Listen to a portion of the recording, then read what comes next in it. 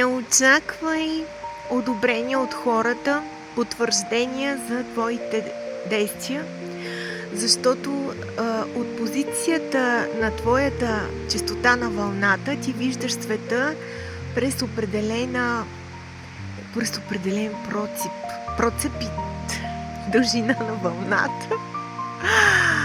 И това ти гарантира такова виждане, което е през твоята призма ти виждаш нещата.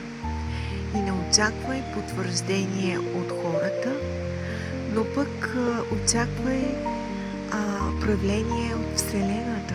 Именно това е тайната на проявлението, на автентичността и на умението да следваш своята лична съдба, лична легенда, както го е казал и Пауло Коелю през Алхимикът.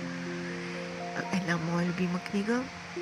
И да, слушайте себе си, гласа на сърцето си, не чакайте одобрение, получете разширение през вашето лично проявление, сътворение и вдъхновение. С обич, вашата Христина, вашата Танджерина Мандарина. Моята светлина сте.